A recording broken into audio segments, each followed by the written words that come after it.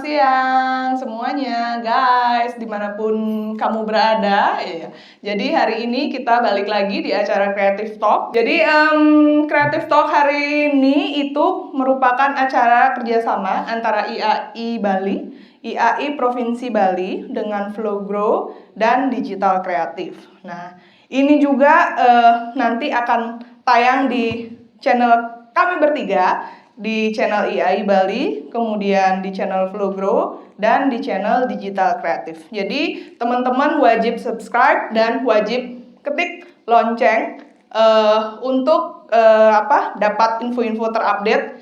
Karena kita infonya itu nggak cuman masalah dunia arsitektur saja, tapi sudah merambah kemana-mana. Oke? Oh iya, siang ini saya ditemenin sama Mas. Siapa Evan. Mas? Mas ganteng ini namanya Mas Evan Mandala. Jadi Mas Evan Mandala akan banyak kita berbicara nanti, tapi saya mesti ngomong langsung sama Mas Evannya mengenai CV dan lain sebagainya gitu. Ya Mas ya? Jangan grogi ya Mas. Apa yang grogi nih ditemenin? Oke. Mas Evan ini apa sibukannya sekarang? Kesibukannya? Kesibukannya lebih ke running perusahaannya ya. Running perusahaan. Kalau pandemi begini sibuk ngurusin apa?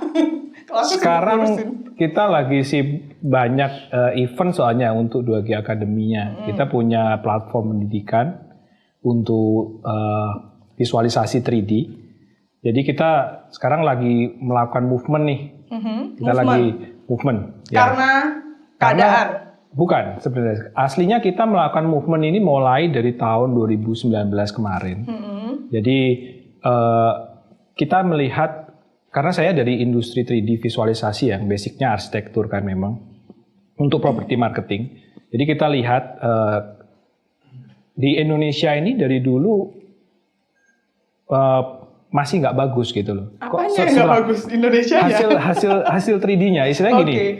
Dulu kita udah lama, kita udah 9 tahun.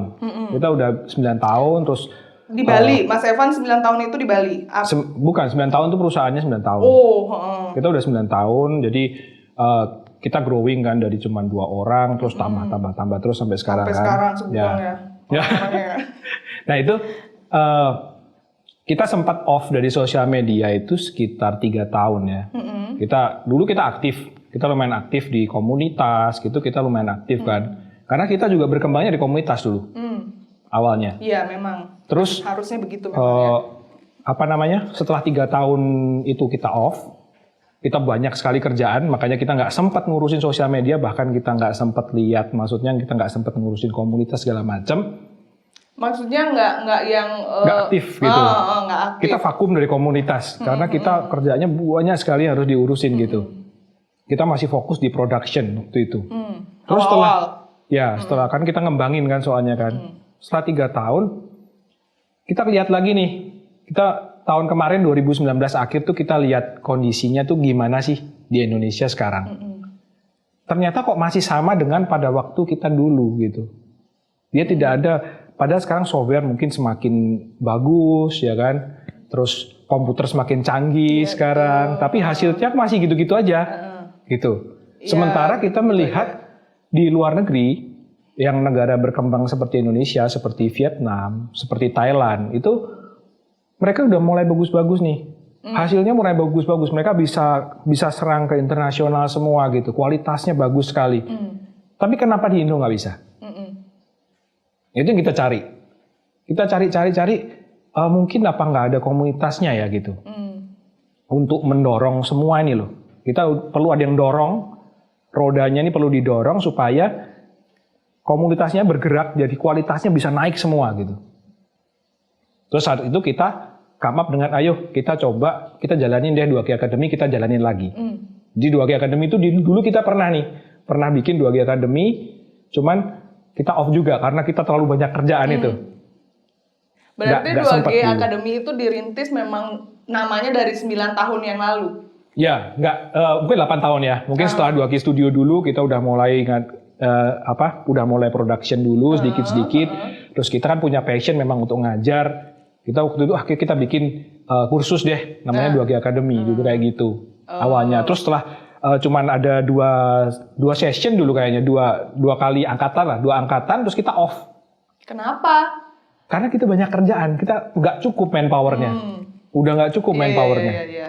Jadi kita off di situ. Begitu kita off, ya itu tadi 3 tahun kita off kan. Kita udah nggak sempet ngurusin semuanya. Sekarang kita balik lagi nih. Oke, mungkin saatnya sekarang tahun 2019 akhir itu kita mulai jalannya lagi 2G Academy. Itu belum sama sekali belum ngelihat pandemi nih. Kita belum tahu kan Desember tuh pandemi apa segala macam, kita belum tahu nih.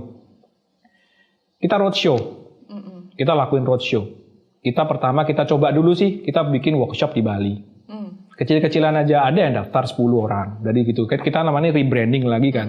Nggak ada yang orang yang kenal kita gitu, setelah kita vakum begitu lama gitu. Iya.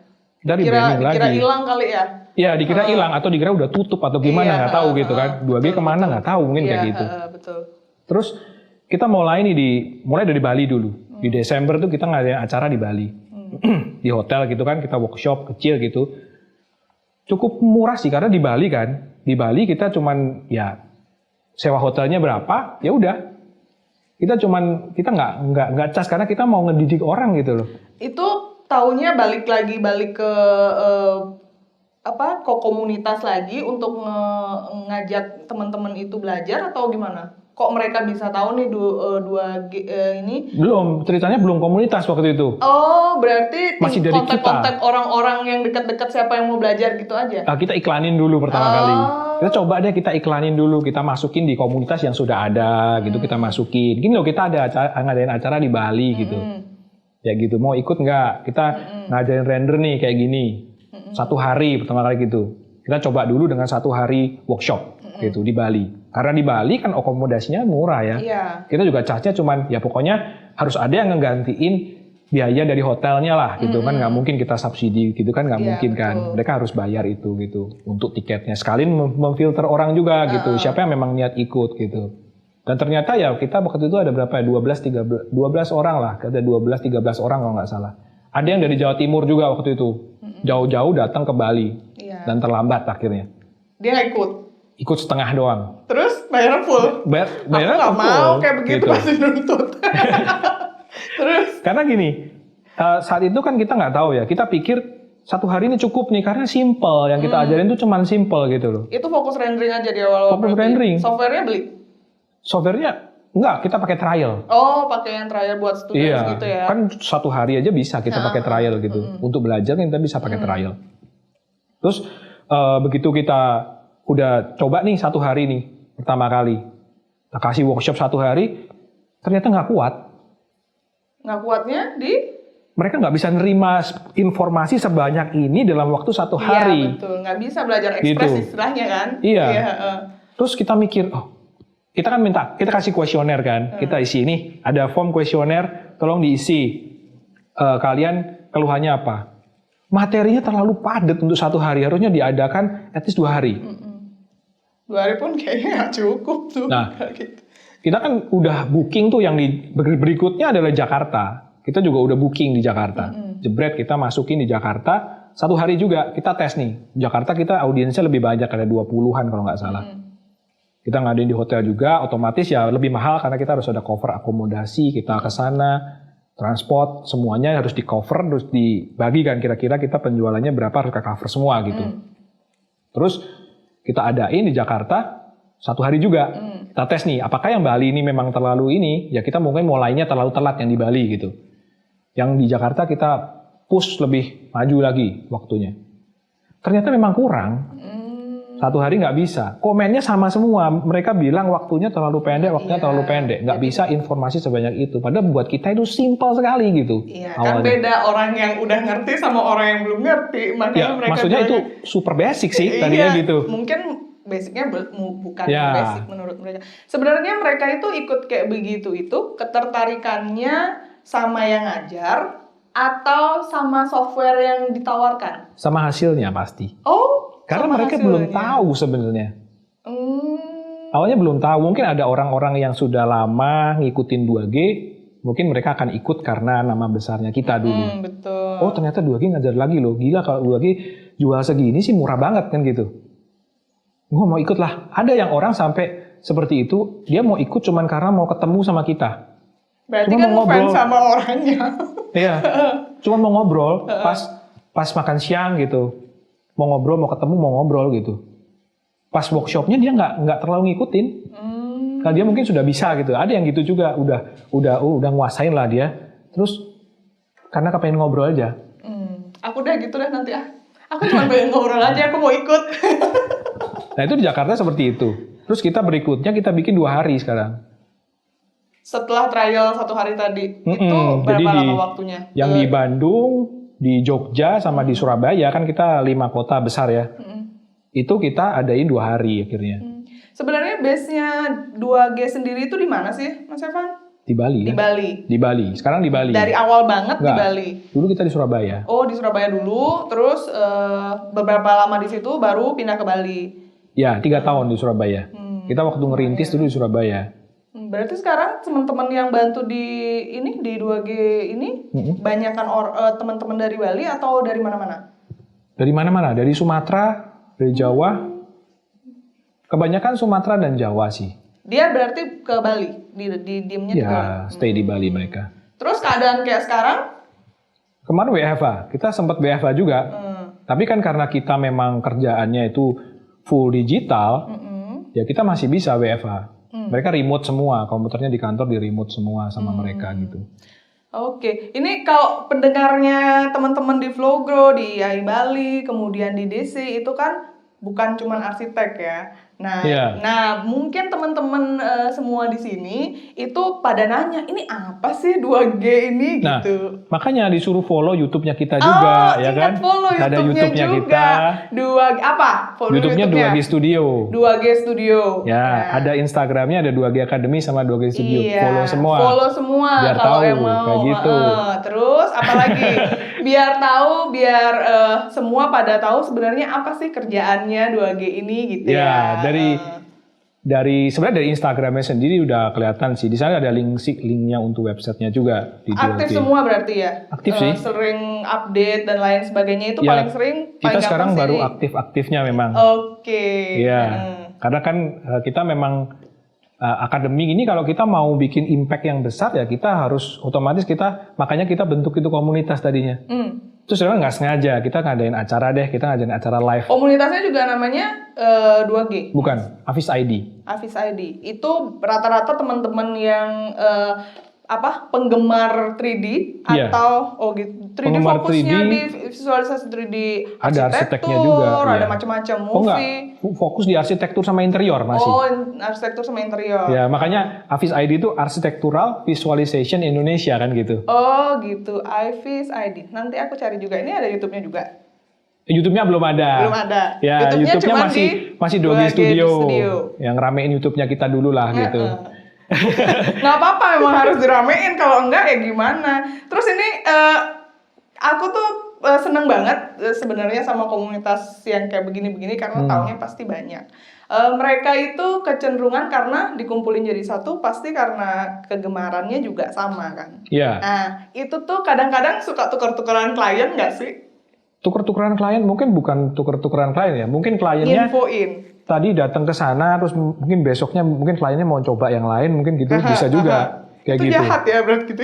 Bukan, kalau ngomong bukan jahat sih gitu. Kalau misalnya kliennya kita misalnya, terus tiba-tiba dia ngontek orang lain kan berarti Haknya kenapa dia. si klien ini kontak orang lain? Berarti mereka tidak puas dengan servisnya kita kan gitu. Selama mereka puas dengan servisnya kita, nggak ada alasan untuk mereka cari orang lain. Karena saya sudah tahu kerjaannya bagus, harganya mungkin cocok kan gitu, worth it lah gitu, harganya worth it, dan kualitasnya bagus, servisnya bagus, kenapa aku harus ke orang lain kan gitu? Seperti itu. Oke, sebelum kita lanjut lagi, ini kerongkongan kering nih, kering. Ya. Disediain kopi, silakan diminum. Ini kopi dari siapa nih? Oh, kita hari ini dapat dari Arsitek Kopi Bali. Jadi ini kopi Arabica Kintamani, single origin full wash. Ini apaan sih? Medium roast. Karena saya bukan penggemar kopi, Mas Evan penggemar kopi kah? Iya. Ini wajib dibeli kalau gitu ya. Oh iya. Iya, nanti dibeli. Nanti ada habis ini aku tawarin 1 dus mesti dibeli semua. Silahkan diminum dulu kopinya. Sekalian mungkin kita break karena akan ada hal-hal yang menarik yang divideokan setelah ini. Ya, kita break sebentar karena kita mesti menghirup udara segar dan minum kopi yang hangat ini di siang hari ini. Oke, kita kembali lagi sebentar lagi ya.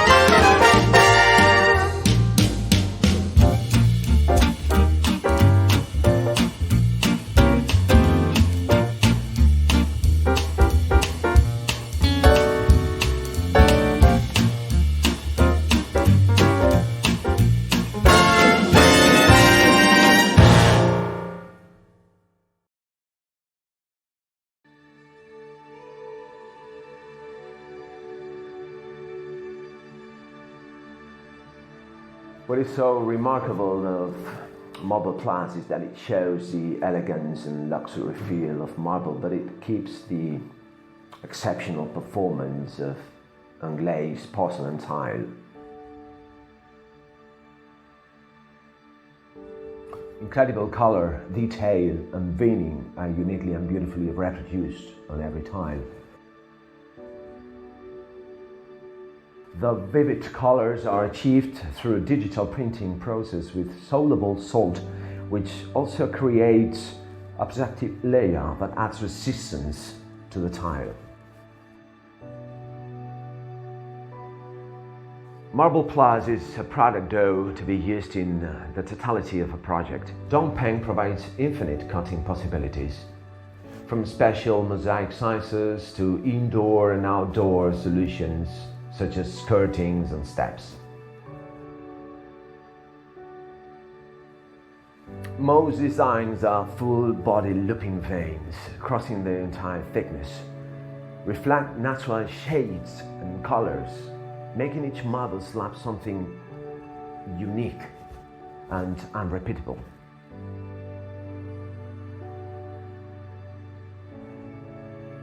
Through the years, we have consolidated a long partnership with Dongpeng. Their cutting-edge technology and wide range of stunning quality products have fit the needs of each and every one of our worldwide projects. Some of the innovative improvements include a high stain-resistant surface with slippery resistance that make the product suitable for both exterior and interior applications. Their compromise as an ecological enterprise assures that the product they deliver respects the environment as well as your home. Marble Plus is not an exception. It is indeed recyclable and therefore more ecological than marble. After all, it brings the perfection of nature.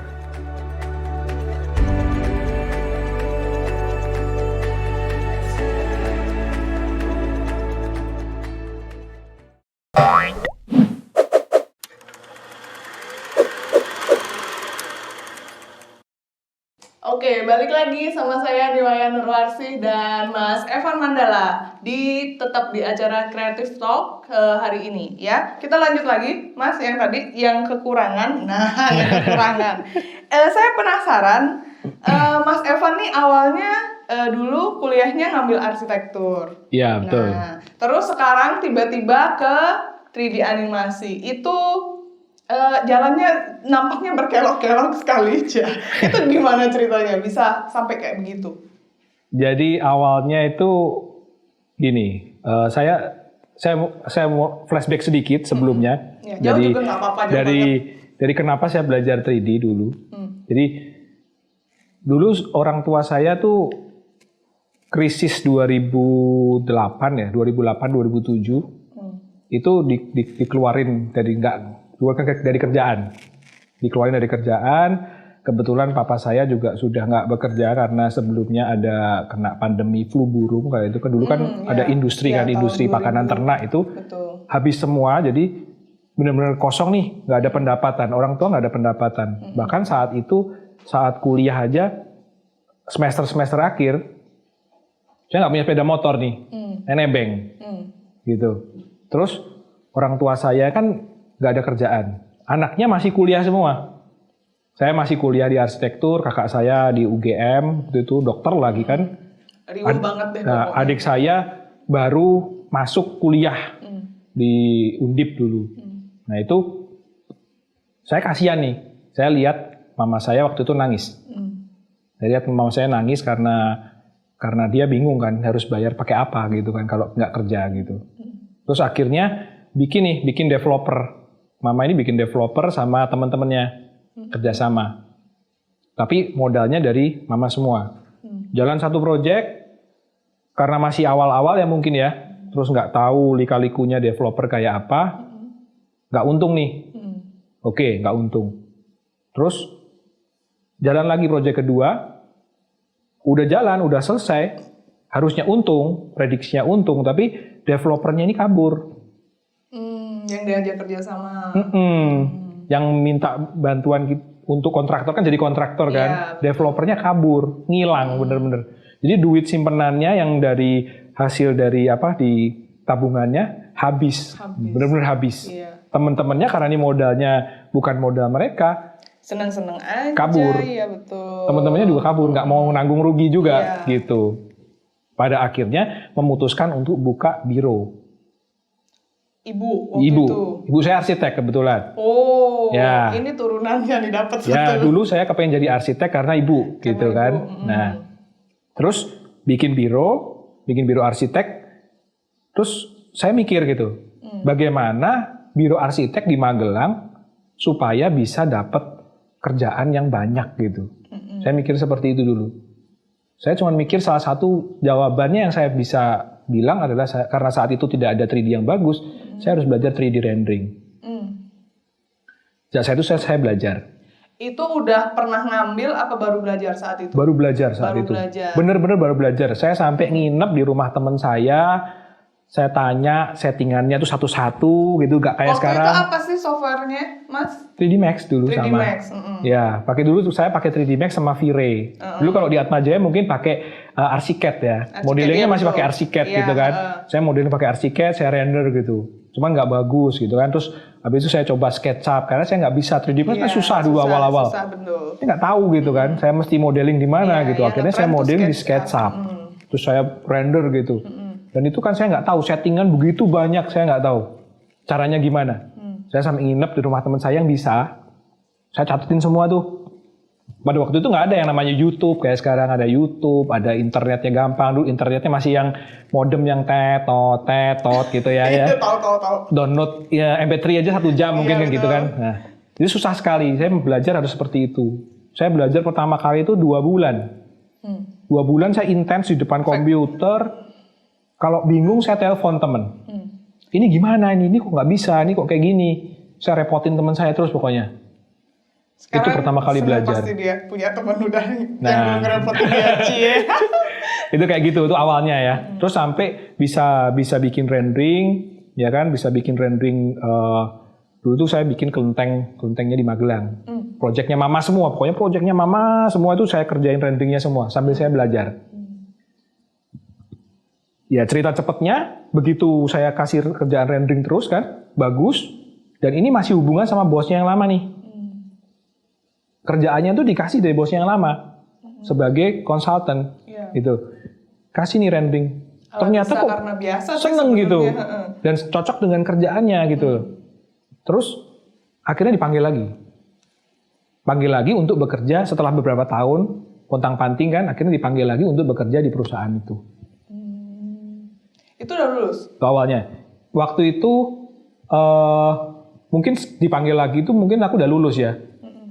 Karena waktu itu saya ngerintis pertama kali itu setelah saya belajar itu waktu saya kuliah itu masih kuliah saya. Waktu belajar itu saya masih kuliah. Terus habis itu saya lulus.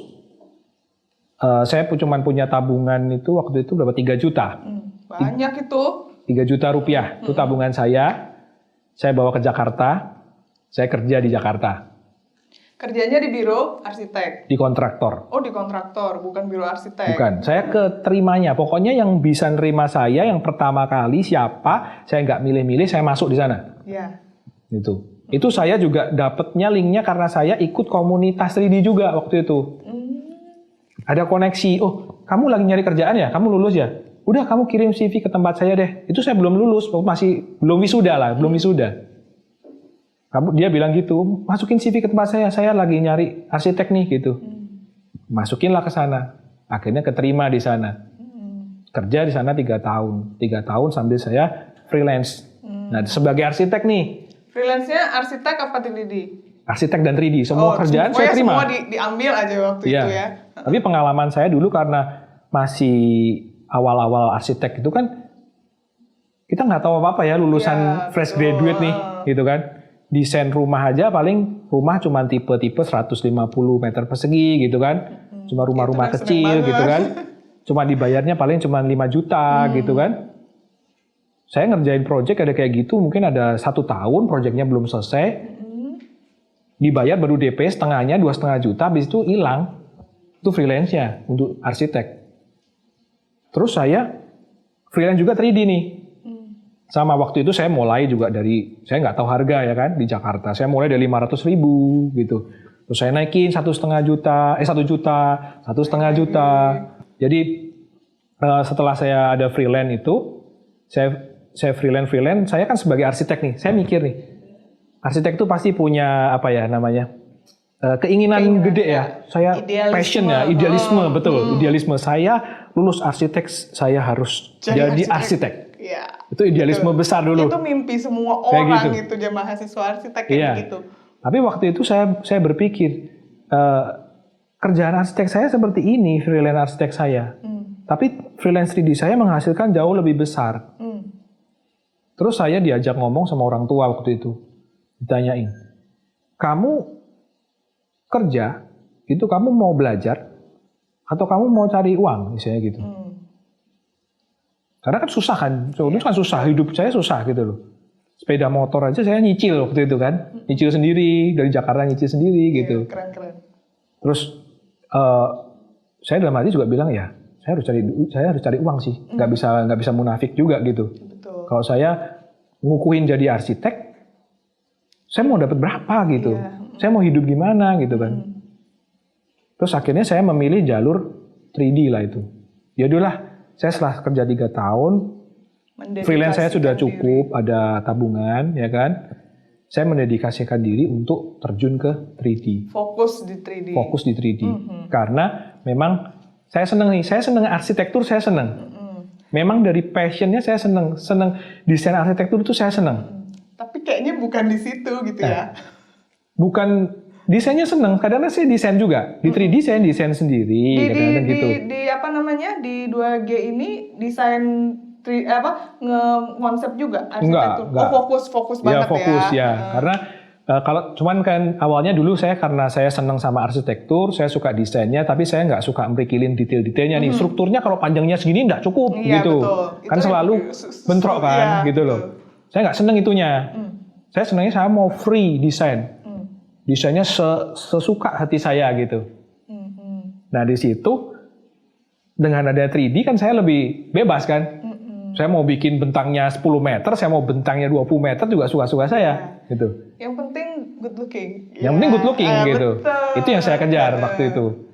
Saya senangnya di situ, passionnya di situ, ya udah saya terjun lah di 3D arsitektur itu. Itu awalnya. Itu awalnya. Sampai senang sampai sekarang. Sampai sekarang memang. Digeluti. Dan sampai ngajar-ngajar juga ya. Ya. Sampai ngajarin, sampai ngasih tahu, oh mulainya harus begini dan begini dan begini. Ya. Gitu. Dan saya kalau kita flashbackin tadi, kenapa kita membentuk komunitas? Karena saya juga dulu terbentuk dari komunitas. Ya gitu.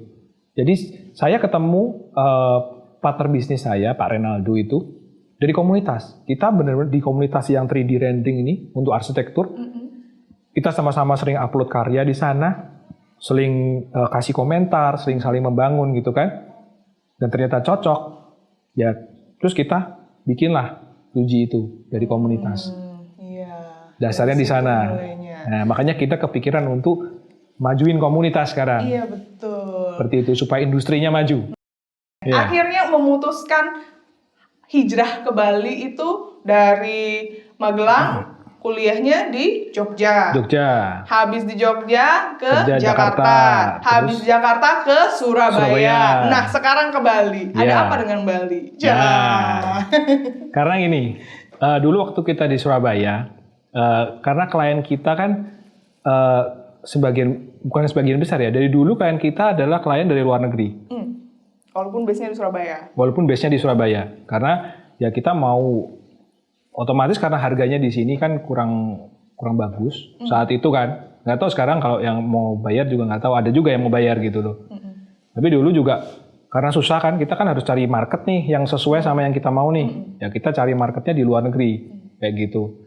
Terus sampai kita bukan kenalin ya, kita dapat ada satu klien masuk itu dari Amerika, ya kan?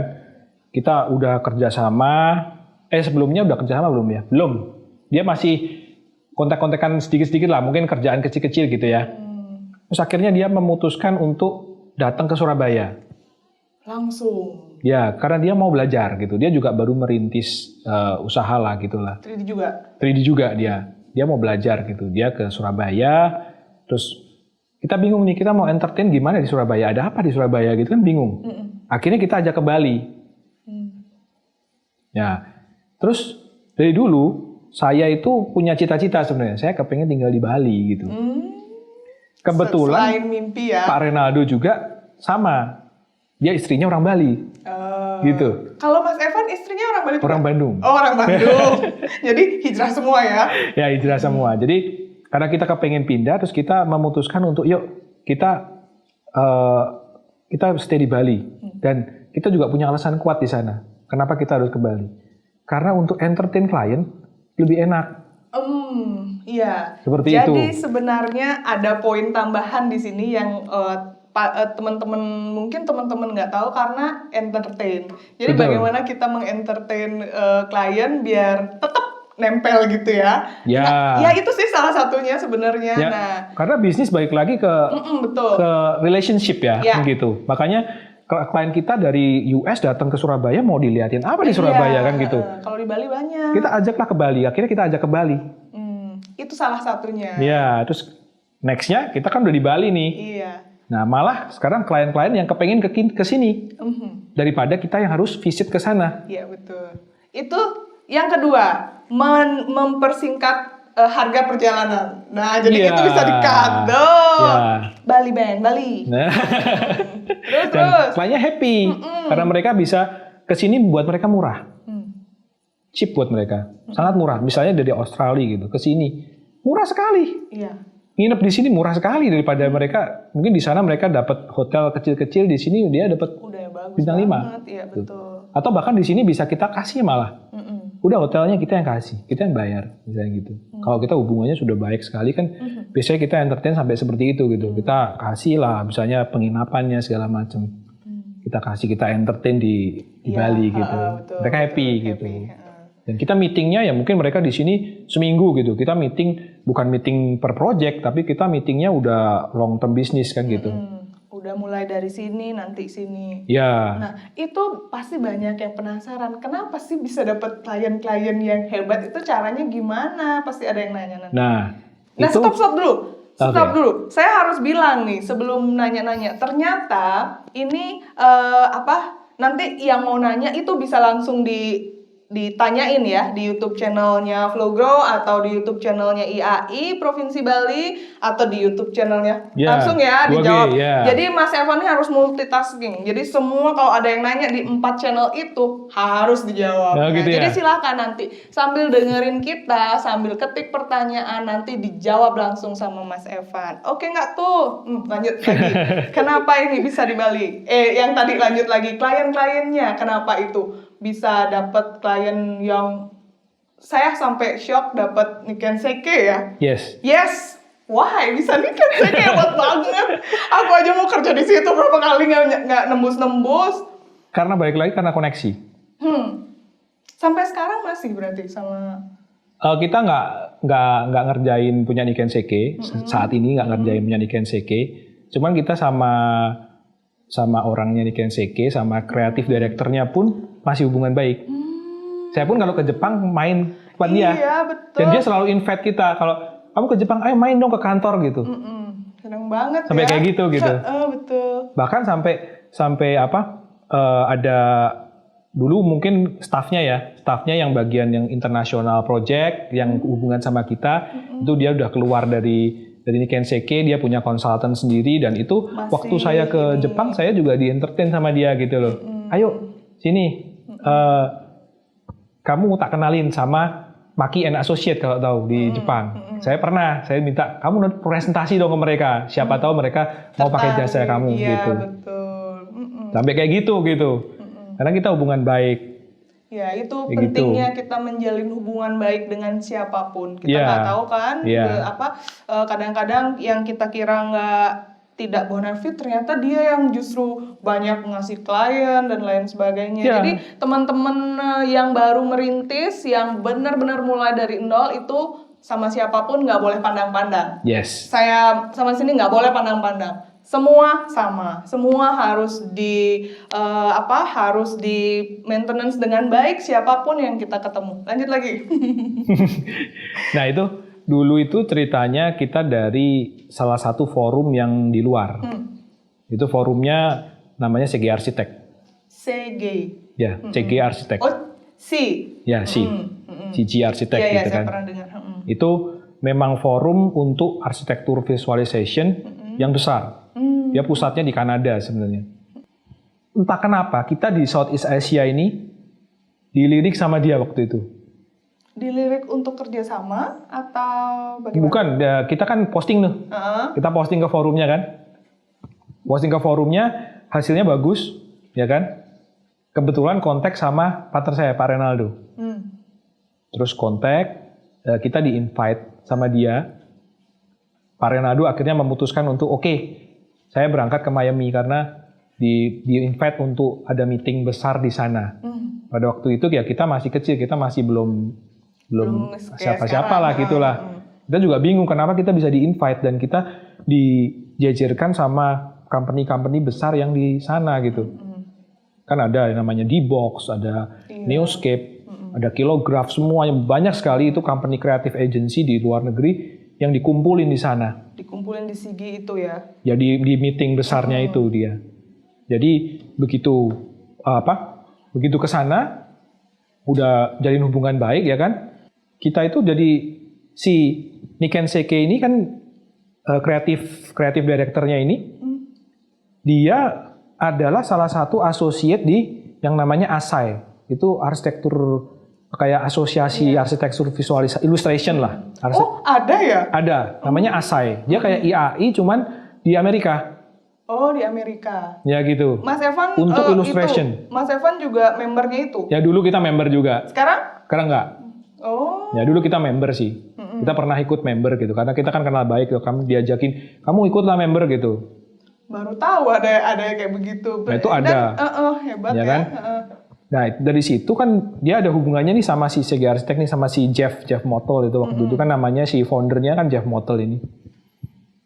Nah itu kita dikenalin nih sama yang namanya Masaki Yamada ini. Orangnya dari Nikken Seikei. Jadi kita dikasih kerjaan waktu itu dari Nikken ya kan. Kita support mereka terus sampai kita diminta untuk presentasi ke perusahaannya mereka juga waktu itu. Iya, karena proyeknya Nikken itu nggak kecil-kecil. Nggak kecil-kecil, pasti betul. gede banget. Dan dari mereka kita bisa sampai kerjasama dengan yang developer di Dubai itu MR, kalau tahu. MR itu kan yang bikin di Dubai Boulevard, itu kan developernya dia semua. Nah, Nikken ini pegang salah satu towernya di sana, keren apartemen towernya. Ya, kita dulu kerjasama ngerjain itu. Mulainya dari situ ya? Bukan dari situ, dari kecil dulu, proyek kecil-kecil dulu. Yang proyek besarnya itu yang proyek besarnya sama mereka kayak gitu. Keren banget. Jadi saya dari tadi itu Mas Evan selalu menyebut kita. Nah, selalu menyebut kita. Berarti kalau saya tangkap pengerjaan sebuah 3D itu nggak satu orang berarti ya? Nggak. Itu gimana bagi kerjanya? Ya, kita ada yang bagian modeling sendiri, ada yang bagian tanam pohon sendiri. Oh gitu. Ada yang jadi bagian dilabelin, ini khusus tanam pohon, ini khusus kerjaannya modeling, ini khusus ngecolor merah, ngecolor biru apa gitu. yang rendering gitu misalnya kayak gitu. Jadi iya. kita bisa pisahkan. Ada yang khusus yang seniornya mikirin kreatifnya apa kayak gitu. Itu kalau misalkan mengerjakan yang seperti itu berapa lama apa tergantung proyeknya? Sebenarnya tergantung proyeknya ya. Baik lagi. Jadi proyek itu ada yang dia mintanya cepat, tapi ada juga yang karena mungkin masih ongoing atau gimana, ada juga yang sampai lama sekali juga ada. Karena gitu. Di part by part ya. Iya betul. Karena berkembang karena proyeknya kan besar tuh.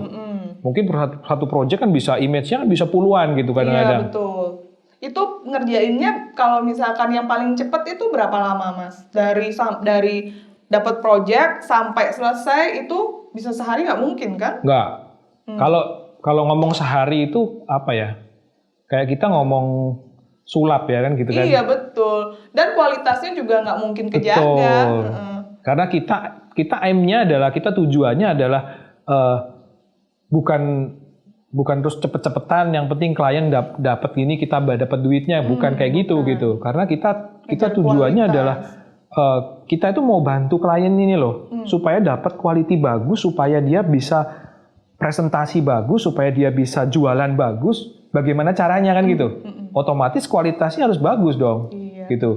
Kalau kita kasih kualitas rata-rata dan kita misalnya dibayar mahal untuk itu, gitu, dia nggak bisa jualan ya sama aja, nggak ada gunanya buat kita. Iya, berarti kalau klien-klien itu rata-rata dari biro arsiteknya atau dari yang owner pemberi ke bironya? Dari ownernya. Macam-macam ya berarti kadang-kadang. Karena gini, kalau biro arsitek kan kebutuhannya biasanya untuk presentasi aja gitu kan. Tidak terlalu marketing ya. Betul. Dia dari bironya ke ownernya. Iya. Kalau presentasi, saya pikir harusnya sekarang zaman seperti ini arsitek itu bisa gitu loh. Arsitek itu bisa melakukan 3D rendering gitu. Karena sekarang semakin mudah kan gitu. Iya betul. Nah, kalau kita sama klien kan tujuannya udah beda nih, bukan cuman untuk presentasi, nih gambarnya ada pokoknya dimasukin di brosur gitu, kan bukan seperti itu. Terus pokoknya bentuknya kayak gini itu sudah gitu. Yeah. Tujuannya kita kan memang injecting emotion gitu kan di dalam rendering itu, gimana caranya supaya calon customernya mereka ini ngelihat rendering, wah aku bener-bener mau tinggal di sini nih. Dengan begitu kan calon customernya akan engage dengan gambarnya. Betul. Itu ada, kalau di kantor, berarti itu ada seleksinya. Jadi dari selesai ini di-review dulu, di-review dulu. Ada. Itu gimana prosesnya, Mas? Ada, kita kan kalau satu project itu udah dipisah-pisah ya. Ada yang bikin modeling sendiri, ada yang bikin tanaman atau mungkin ada yang texturing sendiri, dia bikin tekstur bata segala macam, dia pasang-pasang gitu kan. Terus ada yang bikin lightingnya sendiri. Nah nanti yang seniornya ini begitu dicampur jadi satu, yang seniornya melakukan QC gitu. Itu QC awal Mas Yan. Berarti itu kayak layering gitu ya mereka kerjanya ya? Ya, jadi layering gitulah. Jadi layering pohon, ada layer lighting, nanti baru di stem jadi satu, dijadikan satu. Betul. Gitu. Kenapa begitu? Karena kalau kita mengerjakan semua dari awal tanpa tim ya nih kerjain. Saya kan dulu kan freelance ya. Iya, awal-awal. Saya tahu rasanya ya kan, saya ngerjain, saya udah modeling, capek gitu kan. Saya masuk bikin kasih tekstur, saya kasih pohon-pohonan, begitu saya mau ngerender, saya udah mau mikir ide kreatif, udah capek. Udah capek. Dan bakalan hilang. Iya. Iya, betul. Udah nggak fokus lagi kan gitu, udah capek, udah tired sekali gitu loh, karena pekerjaannya kan masif gitu. Jadi kalau misalkan ngerjainnya banyak orang, itu taste-nya gimana dong? Taste-nya Feeling kepada sebuah picture atau kepada sebuah video itu siapa yang? kepalanya nanti, kepala timnya. Oh gitu. Kepala timnya dia akan ngedirect yang bantuin dia. Kamu bikinnya seperti ini, kamu kasih konsepnya lah. Iya, Ini konsepnya seperti ini konsepnya seperti ini. Saya maunya seperti ini. Mereka kumpulin jadi satu, diolah sama si seniornya, baru terakhir sebelum kirim ke klien masih ada QC ke kita dulu, QC lagi. Setelah seniornya ada QC lagi gitu. Panjang prosedurnya ya. Betul. Itu kenapa makanya ya balik lagi kan kita nggak bisa kebalik ke ke harga itu. Karena SDM yang dipakai juga banyak. Betul. Kemudian pasti ada hubungannya sama software. Software Ya, semuanya. software. Legal. Iya, Iya. kan? Betul, itu lagi masalahnya. Softwarenya legal, bukan yang free. Dengerin ya. Terus habis itu belum lagi ngurusin nanti waktu yang dibutuhkan, mepet-mepet kan. Jadi hubungannya akan ke sana pasti. Ya, karena kan tujuannya gini, kalau cuma visualisasi mungkin cuma murah ya, karena ya cuma bikin visualisasi gitu. Kalau visualisasi nggak usah ke kita kan gitu. Kalau mau ke kita ya, kamu bikin marketing konten nih. Marketing konten adalah part of the brand kan gitu kan. Betul, harus ada moodnya. Mau apa sih brand yang mau dijual tuh apa sih? Misalnya kayak The Tamora itu, mereka membuat sebuah konsep anti ya. Sebelahnya The Tamora, dia kan bangun apartemen ya, 5-star apartemen gitu. Mereka punya konsep kan anti apartemen gitu. Iya. Jadi mereka bikin apartemen cuman ada konsep tropical Bali-nya, jadi ada poolnya gitu. Jadi anti apartemen dia. Jadi nggak kayak apartemen biasa kayak gitu. Ya. Gitu maksudnya. Nah dia punya konsep seperti itu. Bagaimana kita bisa deliver message-nya dari developer ini supaya bisa masuk ke customer kan gitu. Oh ini memang bener-bener apartemen yang beda, nggak kayak apartemen biasanya gitu. Ini memang Bali banget gitu. Jadi sebenarnya itu juga tugasnya visualisasi, tugasnya dari yang bikin 3D juga, nggak boleh yang. Yes. Kalau misalkan butuhnya apartemen yang begini, dia harus pohon yang begini nih yang ditanam. Harus bentuk lighting yang begini yang dia tanam. Itu kan nah itu dia. harus ada yang ngajarin memang gitu kan. Itu kalau dari pohonnya, misalnya gini, kita project di Bali nih gitu. Tapi pohon yang kita pasang itu bukan pohon tropical Bali. Betul. Konsepnya tropis, tapi pohonnya tempatnya di winter kan nggak cocok. Betul sekali. Aduh dengerin. Itu Jangan kenapa masang kita kerjain detail. Iya, sesuaikan dengan tempatnya. Ya, supaya message-nya itu bisa ke deliver dengan baik. Oh nih, dengan lihat ini tanpa dia harus tahu areanya di Bali, dia udah tahu ini pasti Bali. Betul, ya. Jadi ada placemaking enak gitu juga, ya, gitu ada taste-nya di mana tempat. Dari ngeliat gambar aja orang udah tahu. Oh ini lokasinya di sini. Pasti di Bali gitu. Iya betul. Itu sebenarnya menurut saya itu sulit loh. Ya itulah. Itulah kenapa jadinya mahal. Ya.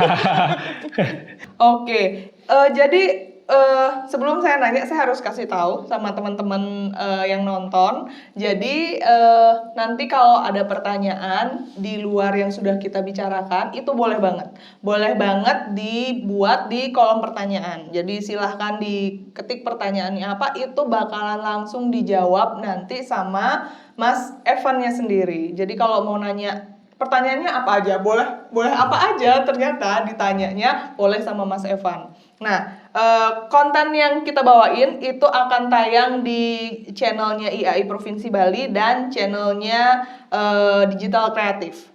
Mungkin juga bisa di channelnya 2G Studio. 2G Studio. Ingat ya 2G Studio. Jadi nanti silahkan di-subscribe semuanya. Akan tidak tayang berbarengan, tapi nanti bisa dipilih gitu. Tanyanya apa aja bebas. Ya, kita balik lagi sama Mas Evannya. Ya, Mas Evan, untuk tadi proses yang sudah berjalan, jadi si A ngerjain ini, si B ngerjain ini. saya mau tanya, pasti teman-teman yang senang sama 3D juga mau tahu. Itu Mas Evan tuh pakai software apa sih? Nah, karena semua lisensinya pasti ada kan? Iya. Ya, apa nih? Karena sekarang itu kan banyak ya Mas ya, software-software yang memudahkan entah mahasiswa, entah profesional, yang memudahkan sekali mereka untuk membuat sebuah apa istilahnya, sebuah movie, sebuah visualisasi gitu. Jadi kalau misalkan biro arsitek pasti dia kecenderungannya pakai visualisasi yang mudah. Nah kalau yang profesional kayak Mas Evan nih kira-kira gimana? Kita pakainya 3ds Max. 3ds Max sama Corona Render. Oh Corona karena sekarang ini keluar Corona atau gimana? Bukan, jadi dulu kita pakai V-Ray, namanya V-Ray. Mungkin V-Ray banyak orang yang tahu ya. Iya, itu kan sudah. Jadi sudah V-Ray itu yang bikin coding V-Ray itu temenan sama satu orang, ada sahabatan gitu. Akhirnya dia bikin satu render engine namanya Corona Render. Mirip ininya. Mirip. Dia mirip, cuman terakhir-terakhir dia untuk visualisasi dia lebih memudahkan seperti itu di Corona Render. Makanya kita pindah ke Corona Render. Setelah Corona Render ini dibeli sama Chaos Group tuh yang punya V-Ray. Setelah masuk, karena kita kan memang dari dulu kita disupport sama V-Ray ya. Karena kita kan memang legal dan kita Pak Renaldonya juga pernah jadi V-Ray Ambassador untuk Southeast Asia juga. Keren. Kita juga ada sertifikasi juga, kita kan certified profesional kan. Di Indonesia juga nggak banyak sih, kayaknya dulu cuman mungkin nggak sampai 5 orang itu juga sih. ada pelatihannya berarti ya Mas ya? Ada, kita ada tesnya dulu. Badannya yang ngeluarin apa dong? Dari V-Ray-nya. Oh gitu, Ya. mereka yang mengeluarkan program, kemudian ada trainingnya gitu, baru nanti ada Sertifikatnya. Yes. Wow, Kayak keren gitu. ya. Terus saya baru tahu banget ini ilmu begini-begini, ini beneran. Ini sebenarnya harus di-sharing kapan-kapan kita ini lagi ya, ternyata masalah ini. Terus ada satu lagi, setelah misalkan sudah ini, kan kadang-kadang ada owner yang bangunannya tuh ribet ya. Kayak sekarang tuh tipe-tipenya, dulu saya pernah belajar Grasshopper. Itu, aduh sakit kepala banget deh belajar itu. Itu kalau misalkan kayak begitu masih tetap pakai apa, ada tambahan software lain juga kalau kayak begitu? Untuk apanya nih? Untuk modelingnya. Untuk modeling pakai 3D Max cukup sih. Sekarang juga bisa juga kita pakai yang namanya Blender juga bisa. Blender tuh gratis kan sekarang. Tapi udah mulai berbayar sih. Oh iya. Ya, dia gratis tapi udah mulai berbayar sekarang. Cuman itu salah satu yang bagus juga untuk modeling juga. Kita juga ya mungkin beberapa kita mulai pakai Blender juga gitu. Karena kita ada artis yang bisa modeling Blender juga gitu. Itu teman-teman yang bantu, itu biasanya Mas Evan suruh explore lagi. Belajar dong yang ini atau yang ini gitu, atau gimana kira-kira? Yang di kantor? Iya, yang bantu-bantu kerja yang di kantor. Kita memang kita sudah ada yang namanya SOP kan. Kita udah ada standar operasional prosedurnya, sudah ada cara modelingnya pun sudah harus sama semua. Pokoknya udah ada aturan, udah ada template-nya gitu. Bukan template sih, ada aturannya, aturan modelingnya. Oh iya. Urut-urutannya bagaimana, terus kamu modeling harus seperti apa gitu kan. Itu ada prosedurnya. Dan kita kalau nerima karyawan kan memang dari nol banget kan. Itu masih kayak fresh graduate gitu, nggak bisa apa-apa gitu kan. Kita masuk, kita ajarin, waktu itu kita ajarin dari basic banget, dari modeling, caranya modeling seperti ini. Itu butuh waktu ya 1-3 bulan lah mereka penyesuaian dulu. Berarti ada tingkatannya ya Mas ya? Ada. Di kantor juga ada. ya, jadi dari yang benar baru, walaupun dia sehebat apapun di kampus ngerjain apa, tetap setelah masuk di 2G Studio harus lihat bagaimana prosesnya. Yes, karena kita berulang kali ya, kita pernah masukin istilahnya 3D artis yang sudah kelihatannya jago gitu kan. Kita mau hire langsung supaya kita maunya langsung kerja gitu, bisa langsung produksi gitu. Ternyata nggak bisa. Harus dia kerjanya nggak bisa sesuai sama SOP-nya nanti. Dia kerjanya masih menggunakan caranya dia bekerja gitu. Itu tuh kadang-kadang kan punya ciri khas ya masing-masing artis itu. Nah, ini apa ciri khasnya? Gimana kita bisa tahu? Kalau saya sih ngelihatnya, oh ini kayaknya emang beneran ini kerjaannya 2G tapi tidak bisa diungkapkan. Nggak bisa diungkapkan kalau itu. Iya kan? Gimana? Jadi karena mungkin gini ya, kita bisa kebentuk ciri khas juga karena kita menggunakan teknik yang kurang lebih sama. Makanya Apa ciri karena, khasnya keluar. stylenya. Jadi style dari tone warnanya, kemudian style dari library-nya itu juga yang bisa memperlihatkan Kalau ciri library khasnya. Enggak ya? Karena gini, kalau di 3D yang sering terjadi adalah yang keluar tuh library-nya itu aja, iya itu betul. aja. Itu Entah kalau di project ini library-nya iya, sama. kalau kita mau ngomongin apa branding, property marketing, masa furniture-nya ini lagi gitu. Ini lagi. Kan kita nggak bisa kayak gitu. Gimana kita mau ngomong kita injecting mood kalau kita pakai library yang cuma library yang ada kita taruh-taruh. Betul. Nggak ada gunanya. Ya kita recreate. Dan biasanya karena project ini kan project mahal nih. Yang butuh marketing itu kan project mahal pasti. Mereka punya desainer, mereka punya tim desainer. Dan mereka tim desainer kayak desainer interior, mereka pasti punya spesifik dong. Iya, betul. Misalnya mereka mau bikin apa, aku mau taruh nih misalnya let's say patung seperti ini. Di sini kan feel-nya udah beda nih. Iya. Oh, ternyata ada patung kayak gini jadi kelihatan Bali nih. Ya kita harus bikin. Mau nggak mau kita harus bikin kayak gitu. Dan itu akan menjadi haknya 2G Studio kan? Iya. Itu nggak boleh dibawa. Kadang-kadang kan ada yang suka nakal ya. Ya. Itu Karena diminta, gitu. bagaimana Mas Evan mengontrol itu? Maksudnya nakalnya diminta sama Kadang tuh ada beberapa library ini dapatnya di mana? Iya dari kantor aku dan lain sebagainya. Oh pasti ada. Iya kan, pasti ada dan lain sebagainya. Kita nggak bisa kontrol itu sampai gimana sih. Ya, pasti betul. Banyak yang bawa kabur juga pasti banyak. Tapi ya sudahlah. Ya, Kan kita selalu bikin baru. Oh iya, karena nggak akan sama di setiap projectnya kan. Iya. Walaupun lighting, pohon dan lain sebagainya pasti berbeda. Kecuali itu adalah request. Kadang-kadang ada klien yang gini, mungkin desainernya sama ya, mungkin dia punya kontrak sesuatu sama brand tertentu gitu kan. Dia mungkin pakai ini yang sama, aku mau masukin ini lagi di desainku lah. Mungkin seperti itu. Kalau itu ya kita pakai yang sama. Kamu tolong ambilin dari project yang kemarin, masukin sini. Ya sudah, kita ikutin kayak gitu. Dan itu pun kan memang sudah ada komunikasi sebelumnya. Betul. Nggak boleh asal ambil-ambil. Nah itu karena permasalahan yang terjadi di dunia kreatif itu selalu yang begitu-begitu. Yes. Jadi apa yang pada akhirnya suka cekcok. Makanya saya selalu bilang copyright itu kan penting sekali. Walaupun cuman sekecil ini saja, itu sangat amat harus dijaga gitu. Nah, ini kalau misalkan proyeknya seperti itu di 2G Studio sendiri itu ada tingkatannya nggak sih? Mulai dari ini namanya 3D yang paling mudah tuh yang begini, atau ada tingkatannya yang semi bagus atau gimana gitu? Nggak bisa. Nggak sama bisa. Berarti semuanya. Sebuah studio tidak bisa, sebuah company ya, nggak bisa menawarkan ada saya mau punya kualitas yang low end nih buat kamu, nggak bisa. Karena kita punya kualitas, kita punya SOP ya satu itu. Kita disuruh ngerender jelek tuh nggak bisa gitu. Bagus banget. Kayak gitu. Yang paling jelek aja udah bagus, apalagi yang kita bagus nggak bisa. gitu ya. Kamu renderin jelek aja deh buat kita yang tapi murah gitu. Ya nggak bisa. Iya, karena good feelingnya nggak bakalan dapet. Iya. Balik lagi kan, buat apa kalau kamu cuma mau ngerender jelek ke kita? Kan gitu. Kalau kamu mau cari yang bagus dan ke kita bantu gitu. Untuk kamu branding dari propertinya kamu gitu loh. Kan tujuannya kan di sana gitu loh. Oke. Kita break dulu deh kalau gitu.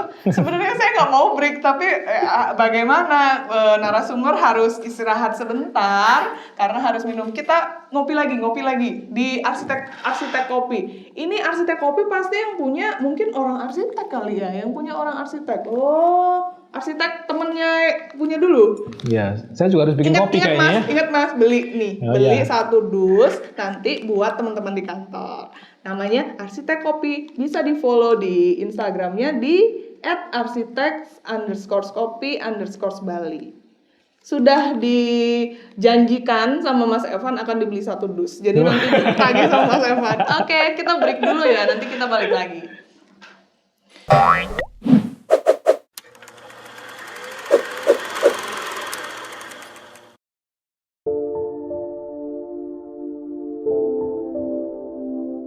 Saya juga tertarik di dunia tanaman ya. Saya berpikir memang tanaman itu sesuatu yang menurut saya penting gitu. Saya suka terutama berbunga, terus karakter pohon dan lain sebagainya.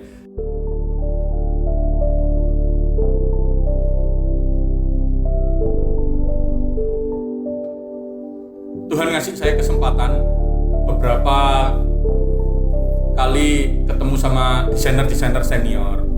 Saya juga ketemu sama desainer-desainer muda yang wah punya desain apa ya, boleh dibilang wow gitu ya, ide-idenya wah itu bagi saya yang waktu itu nol itu mengagetkan banget gitu.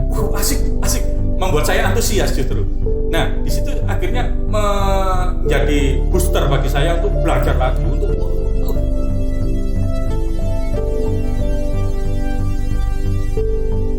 untuk siapapun yang ingin terjun di bidang ini, tentunya juga bidang apapun sama. Selama kita benar-benar melakukan dengan passion, terus benar-benar kita sadar bahwa apa yang kita lakukan itu punya dampak positif, punya dampak baik. Itu kena apa sih kok enggak totalitas.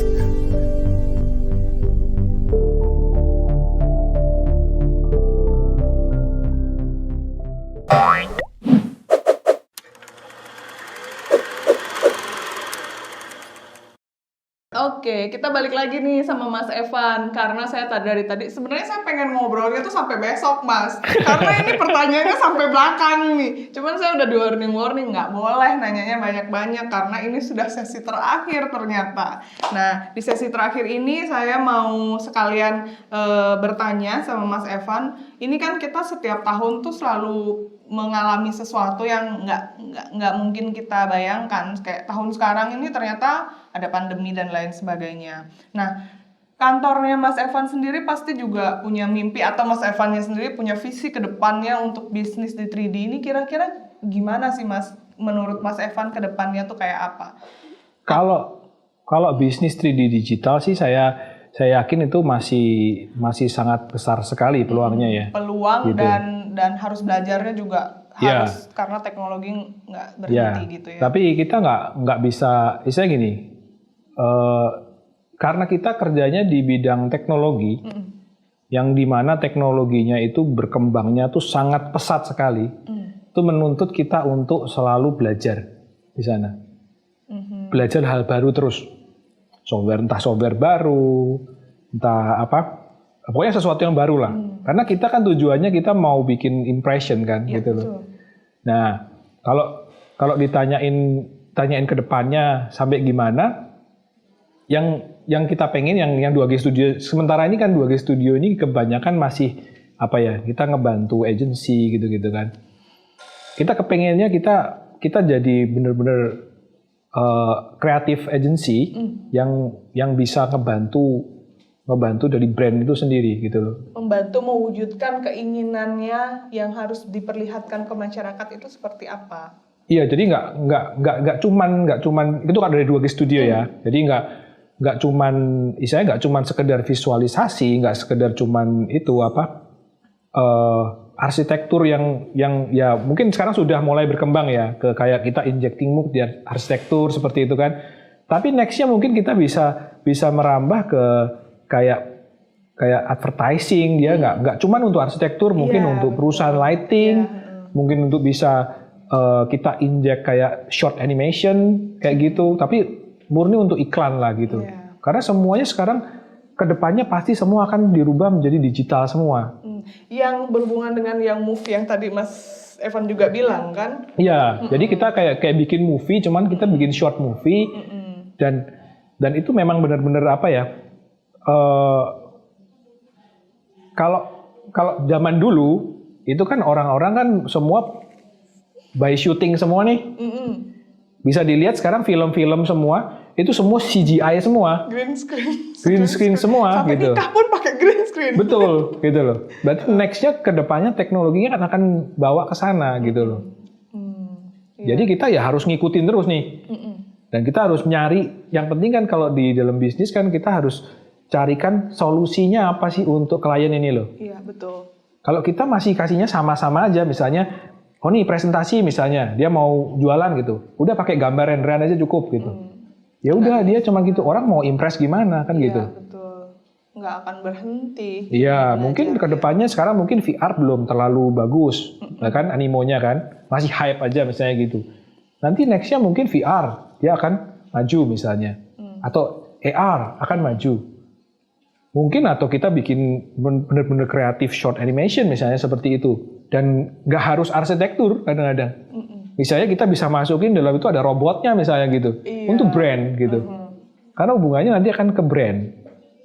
Akan mengangkat brand sebuah produk yang kerjasama sama kita. Jadi kita kayak agensi yang kita ngasih konten kreatif nih, dan kita bantu kamu untuk branding misalnya kayak gitu.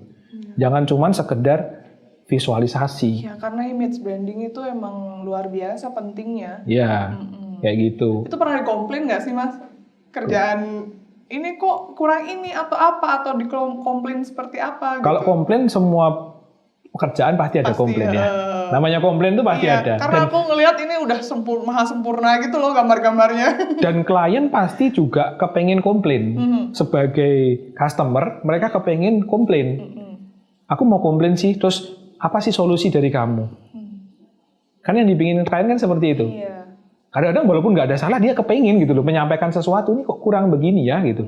Solusimu apa? Kamu bisa nggak memecahkan solusi tersebut? Kayak gitu.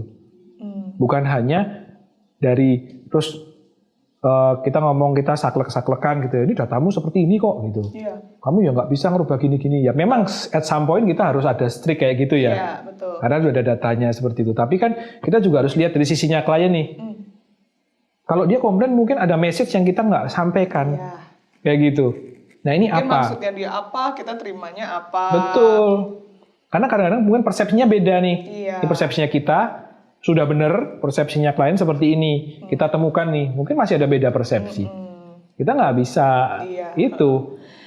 Saya pernah ada seseorang, apa saya baca, apa saya lupa, katanya visualisasi itu bisa memprediksi masa depan. Jadi bayangan saya seperti ini. Jadi kalau misalkan sekarang dia punya project apa, nanti di masa depan akan seperti ini, itu kan bisa diwujudkan lewat Yes. visualisasi. Yes. Nah, Mas Evan gimana kira-kira kalau misalkan seperti itu? Benar nggak sih visualisasi Itu benar. Itu benar karena bisa memprediksi masa sebenarnya 3D render itu adalah exact coding dari simulasi dari yang realnya nih. Ih, bahasa baru banget ini buat saya. Istilahnya dia kan coding nih. Simulasi, oke. Coding, dia punya simulasi kan. Lighting tuh kan ada simulasinya. Iya. Dia ada sun-nya, dia tembak ke sini, dia bouncing gitu kan. Nanti lightingnya di sini pakai berapa Kelvin. Nanti pakai cahayanya tuh pakai yang warm white atau Iya. itu dia ada Kelvinnya tuh dia. Kita mau pakai berapa Kelvin seperti itu. Terus kekuatannya mau berapa lumen gitu. Iya. Itu ada semua. Jadi kalau kita terapkan semua sesuai dengan codingnya itu, ya harusnya hasilnya sama seperti itu. Iya, kita jadi bisa tahu ya, mungkin bulan depan kalau musimnya apa gitu, warnanya bisa bagaimana gitu, lighting dan lain sebagainya gitu ya. Ya, karena mungkin bukan, kalau itu lebih ke feel ya. Kalau misalnya, gitu ya. Beda berarti ya. karena kan itu pengalaman kita kerja sama klien luar negeri ya. Karena kita berada di negara tropis, di mana negara tropis ini dengan subtropis ini cuacanya beda. Iya. Nah, Ya, itu yang kita ya, betul, betul. tangkap gitu loh. Itu kenapa kok waktu kita kerja sama orang luar negeri, awal-awal kita memang babak belur kan? Iya, karena ngerasa semuanya sama kayak di sini. Iya, kita Ya. pikir seperti itu. Tapi setelah kita amati, ternyata beda. Itu kenapa orang luar negeri tidak mau kerjasama dengan yang di tropis. Tapi begitu juga sebaliknya loh.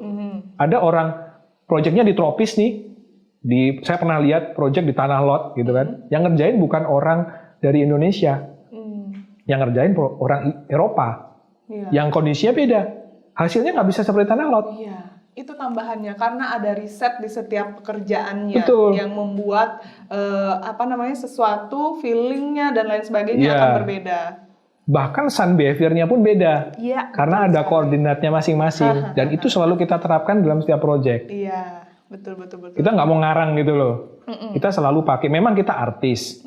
Tapi kita harus based on reality dulu seperti ini. Kalau nggak bisa bagus, baru kita ajukan nih. Iya, betul. Ini kita giniin baru bisa bagus nih. Kan tujuannya kita soalnya kan konten marketing kan gitu. Balik lagi tergantung tujuannya kita. Iya. Kita marketing konten untuk mereka bisa jualan, itu kita membantu mereka jualan gitu. Iya betul. Tapi kita nggak mau kalau kayak misalnya, oh ini sempit nih, kamu kecilin aja bednya. Ya itu nggak mau kita. Iya kan nggak sesuai dong. Karena kan ngaco semua gitu loh. Nah, kita carikan angle yang bisa. Iya. Yang bisa ngefit nih. Gitu. Biar dengan hal yang sesempit itu bisa terakumulasi semuanya. Ya tetap kelihatan bagus dia, proper lah gitu. Nggak nipu lah gitu ya. Nah kadang-kadang itu suka nipu. Ruangannya berapa, bed yang dimasukin ukurannya berapa. Wah ini udah kacau banget nih. Nggak bener, nggak boleh. Nggak bener begitu. ya. So far sih kita kerjaan sih, kita ya ada yang request seperti itu. Kalau udah request terakhir memang nggak bisa nganu ya itu terserah mereka ya kan gitu kan. Kita nggak tanggung jawab. Cuma kalau di luar negeri ini cukup strict memang. Karena di luar negeri ini 3D ini menjadi kebutuhan sekarang. Karena kita mau ngajukan kayak di Australia, sejauh saya tahu, setiap kali kita mengajukan seperti IMB, dia harus ada 3D-nya. Iya, mungkin biar orang kebayang nanti posisinya seperti apa, dengan tetangganya bagaimana, Betul. apakah dia akan menghalangi ketika musim panas, musim dingin dan lain sebagainya gitu. Ya, itu wajib. Betul. Mungkin di Indonesia harus begitu kali ya. Ya mungkin. Iya. Nah itu visualisasi masa depannya itu seperti itu. Pertanyaan terakhir deh ini deh. Mas Evan mungkin bisa memberikan tips atau pesan atau apa untuk teman-teman yang mau memulai hal yang Mas Evan geluti? Oh, kalau kita ya gampang. Apa jadi kalau kalian mau masuk saya mau memulai 3D ini, ya kita kan memang ada movement nih memang. Kita memang mau mendidik industri ini gitu di Indonesia gitu supaya memang bisa maju industrinya. Jangan banting-bantingan harga, jangan rusak-rusakan harga karena semuanya itu harus ada cost-nya yang benar gitu. Dengan begitu kualitinya akan naik, industrinya juga akan bagus, akan sehat gitu. Nah, selain kita bikin komunitas ya, misalnya kalian mau mulai ya bisa gabung dengan komunitas. Kalau mau belajar, mau instan ya bisa dengan 2G Academy ya kan, sekalian promosi ya kan. Benar itu. Nggak apa-apa kan gitu kan. Iya. Tapi itu juga. Karena kan sekarang semua mesti dipromoin. Ya, karena kita memang kita karena kerja itu dari why ya. Iya. Di why kenapa kita ngajar gitu. Kita ngajar bukan karena oh ini duitnya banyak nih di sini gitu. Terus kita mau ambil duitnya orang gitu misalnya. Bukan karena itu. Kita karena memang mau membesarkan industrinya. Kita mau ngajarin orang. Bahkan kemarin yang sudah ikut programnya kita aja, kita jadwalnya cuma 30 hari belum bagus, kita tambahin lagi supaya mereka bagus hasilnya. Karena kita mau mereka hasilnya bagus. Yang harus punya kualitas. Betul. Karena memang kita tujuannya kan mendidik industri gitu. Ya, betul. Kalau tujuannya uang ya kamu bayar lagi lah gitu. Kamu ikut lagi lah atau gimana seperti itu. Ya, andaikan semua industri mau memang mengedukasi itu memang susah sekali. Sekarang nggak semuanya memang berpikirnya seperti itu. Tapi kita memang kepengennya seperti itu supaya industrinya besar. Ya. Dan merekanya mampu. Kalau memang di Indonesia nanti misalnya ada klien-klien masih minta misalnya saya maunya harganya murah misalnya gitu. Ya udah nggak apa-apa, mereka yang kita edukasi ya kita ajarin buat kamu cari kerjaan di luar juga nggak apa-apa kok. Kamu sehat. Iya. Gitu loh. Otomatis semuanya akan kedidik kan gitu. Iya. Wah. Kalau mau bagus ya pasti ada harga yang harus dibayar kan gitu. Iya, betul. Harga dan kualitas ya memang tidak boleh jauh-jauh itu. Sama lah sama konsultan arsitek juga sama. Kenapa kok arsitek-arsitek besar misalnya Andra Martin gitu misalnya, kenapa kok mahal misalnya gitu? Iya. Ya dia punya kualitas seperti itu. Iya, betul. Dia punya kualitasnya, dia mungkin servisnya bagus. Dia juga mungkin brandnya keren kalau pakai Andra Martin misalnya kayak gitu kan? Iya, seperti itu. Brandnya juga keren, 2G Studio, iya kan? Betul. Iya, begitu. Terakhir nih, ini terakhir banget setelah tadi Mas Evan ngasih pesan dan kesan. Penghargaan apa sih yang pernah didapatkan oleh 2G ini yang benar-benar bikin, aduh aku bangga banget punya 2G? Bangga banget punya 2G? Iya dong, kan harus dibanggain, namanya juga brand. Oh, brandnya berarti. Iya. Bukan penghargaan yang pernah didapat. Mungkin tidak melulu seperti penghargaan yang ini penghargaannya, tidak. Tapi apa yang membuat kebanggaan tersendiri dengan entah 2G-nya atau timnya atau apa gitu loh. Susah ya pertanyaannya. Nah, ini susah nih ya kan. Kalau untuk 2G-nya sendiri terus terang saya bangga saya bisa membesarkan banyak orang gitu. Iya. Saya bangga sekali dari orang yang saya punya senior artis dulu kan. Dia ikut saya dari dia benar-benar dia dulu kerja di warnet. Namanya Mas Bayu, dia salah satu senior artisnya kita. Dia dulu kerja di warnet di Jogja. Bukan basicnya dia ini ya. Dia basicnya STM. Dia anak STM. Dia tidak punya kesempatan dia kerja di warnet waktu itu. Tapi karena dia senang ngulik-ngulik, ya kan? Dia masuk di forum, kita lihat ada talent bagus nih kayaknya bisa lah gitu. Kayaknya orangnya oke. Kita panggil, kita didik sampai sekarang sampai dia bisa beli motor sendiri, dia bisa beli mobil untuk orang tuanya, dia bisa beli macam-macam kayak gitu. Dan nextnya mungkin kita kepengen dia bisa beli rumah sendiri kan gitu. Itu adalah sebuah kebanggaan yang nggak bisa dibayar sebenarnya kayak gitu. Betul sekali, haru biru mendengarnya. Itu kalau ngomong yang dibanggakan dari 2G Studio gitu loh. Dan itu tidak cuma satu orang, dia ada banyak orang yang dari dulu sudah support kita mati-matian seperti itu. Iya benar. Karena kita nggak bisa besar tanpa mereka. Iya betul. Jadi nggak cuma klien yang mesti di maintain. Betul. Yang bantu kita itu harus diutamakan. Iya. Karena ya yang utama timnya kayak gitu. Oke. Kayak dulu ada klien misalnya, dia minta nih udah lembur, dikasih progresnya, dia minta lembur lagi gitu ya kita tolak gitu. Nggak bisa. Ini butuh istirahat. Nih orang nih butuh istirahat gitu loh. Tim kita butuh istirahat, kamu nggak bisa seperti ini. Iya. Ya gitu. Wah, tidak terasa. Saya kurang rasanya berbicara sama Mas Evan ini ya. Tapi bagaimana? Waktunya sudah habis dan saya selalu di warning dari tadi. Ya, jadi tetap saya ingatkan kembali. Jadi Creative Talk ini itu ada 6 series. Jadi panjang sekali. Ini kita saat ini yang tadi sudah kita bicarakan itu mengenai digital kreatif di 3D, animasi dan visualisasi. Jadi harus tetap di-subscribe, ingat untuk di-subscribe di channelnya karena kita bekerja sama dengan IAI Provinsi Bali, kemudian ada Flow Grow, kemudian ada Digital Kreatif. Tolong di-subscribe semuanya, plus juga di emasnya Evan juga di 2G Studio nanti di-subscribe. Jadi itu yang saya berikan. Terima kasih ya Mas Evan atas segala hal yang sudah ilmu-ilmunya tadi. Dari membuat saya mengetahui hal-hal baru sampai hal-hal yang apa sih masa depan yang harus dan kebanggaan apa yang ini luar biasa hari ini. Tapi saya rasa tidak cukup sekali ini saja. Kita sepertinya kalau ada waktu lain lagi kita harus ketemu lagi dan harus berbincang-bincang hal apa yang belum saya tanyain tadi. Saya nggak mau gitu. Makasih kita ucapin sekali lagi sama Mas Evan Mandala hari ini. Digital Kreatif, kemudian IAI Bali, Flow Grow, dan semua yang membantu hari ini. Saya ucapkan terima kasih. Semoga di lain kesempatan Creative Talk tetap bisa jalan, tetap bisa memberikan wawasan-wawasan yang baik, penyemangat dan lain sebagainya. Seperti yang tadi diucapin sama Mas Evan itu luar biasa. Makasih sekali lagi. Iya, sama-sama. Oke. Kita tutup Creative Talk hari ini bersama Mas Evan. Sampai jumpa di lain kesempatan. Bye-bye.